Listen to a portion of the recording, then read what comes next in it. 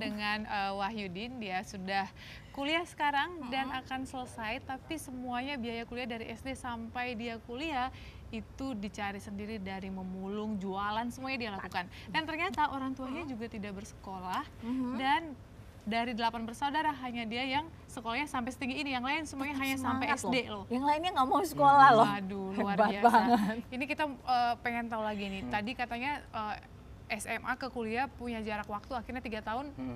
Break dulu tadinya, ya. Tapi kenyataannya nggak jadi gitu. Ya, gimana ceritanya? Jadi waktu saya baru lulus kan saya bilang semakin tingkatnya tinggi, berarti kan saya semakin sulit lagi kan. Ketika saya lulus SMA, saya belum dapat ijazah, saya udah tulis proposal sama Allah, tapi saya tulis ada hitungan matematikanya sendiri. Saya bilang nih saya butuh kuliah berapa juta, saya bilang kayak gitu. Itu udah gambaran duit berapa juta, belum pernah megang kan. Akhirnya saya bilang saya tulis kardus ini sekilo harganya berapa, terus aqua gelas kilonya berapa, kertas-kertas kilonya berapa, semua produk-produk yang saya pungutin tuh. Saya hitung harganya berapa, saya hitung berapa, tiba-tiba dikalkulasikan, ternyata total saya bilang, wah kira-kira nih gue harus ngumpulin sampah 3 truk. Aduh, saya bilang gitu. Harus ngumpulin 3 truk. Iya, saya bilang. Akhirnya saya bilang, saya berpikir saya 3 tahun lagi kuliah, saya bilang gitu. Dan saya itu yakin, jadi setiap hari sebelum dapat ijazah, saya jalan. Kalau misalnya saya malas, kalau saya malas nih saya 4 tahun kuliah lagi. Saya mulung, sampai ada orang nanya, jadi kuliah orang di kampung saya. Dia bilang, saya cuma bilang satu, manjada wajada, saya bilang gitu. Cuma nggak jawab panjang lebar, saya bilang barang siapa yang sungguh-sungguh pasti bisa. Walaupun 3 tahun yang penting saya kuliah, saya bilang gitu. Walaupun umur saya 30 tahun yang penting saya kuliah. Tapi karena saya ketika lagi mulung, saya berjalan. Saya berpikir, malam-malam saya bilang, wah kalau kayak gini terus, berarti ini selama 3 tahun nih monoton mulung doang, nggak ada kegiatan sekolah. Saya bilang kayak gitu. Akhirnya saya harus cari kegiatan yang lain. Saya bilang akhirnya saya terpikir untuk ngadain acara santun anak yatim sama janda tua satu kampung waktu itu. Akhirnya saya langsung berhenti mulung, saya taruh karung, saya data anak yatim sama janda tua satu kampung. Saya data semuanya, saya list, ternyata jumlahnya 100 lebih. Dan saya bilang targetkan saya harus santunin mereka 50.000 per orang.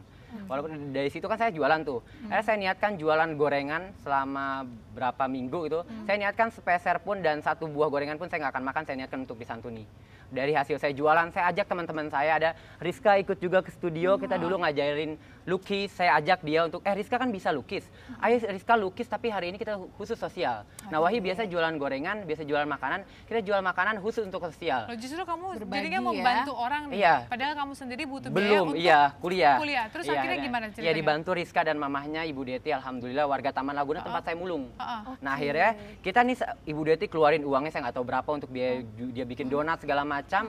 Akhirnya dia jual, dia bilang, Wahyu kamu jualin nanti uangnya nggak usah kasih saya, semua modalnya nanti untuk santunin. Nah saya yang bisa saya jualan gorengan, anaknya jualan lukisan. Kita ajarin warga satu kampung, akhirnya kita jualan. Akhirnya acaranya sukses, anak yatim sama janda tua gabung semua, akhirnya terundang dan acara sukses banget. Dan besoknya saya nggak berpikir lagi, saya bilang besok saya mulung lagi, udah nggak ada beban lagi. Nah akhirnya ternyata tiba-tiba saya dipanggil sama ada orang-orang kaya yang dermawan dekat rumah saya, 2 keluarga. Mereka penasaran, katanya ini ada pemulung, ganteng gitu Mbak katanya. Tapi bukan kata saya gitu.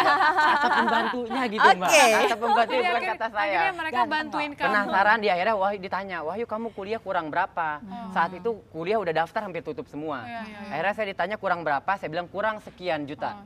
Akhirnya dibayarin. Akhirnya ya udah nanti ibu yang tutupin. Ya Bu makasih banyak. Dari acara itu hikmahnya itu. Sebenarnya kamu pengen mimpinya apa sih sebenarnya? Saya ingin berguna, saya bermanfaat bagi diri saya, bagi keluarga saya dan bagi orang lain. Karena saya berjanji sama ibu saya bilang, Ma Wahyu ini hidup untuk saya sendiri, untuk keluarga saya dan untuk orang lain. Itu yang paling penting. Jadi selama apa yang bisa saya lakukan untuk orang lain itu akan saya lakukan. Karena saya juga bikin yayasan juga untuk anak-anak, untuk bantu orang-orang sakit. Buat yayasan sendiri juga? Iya. Jadi saya punya fasilitas BlackBerry saya masuk kuliah. Kalau ada yang sakit saya foto, Fred.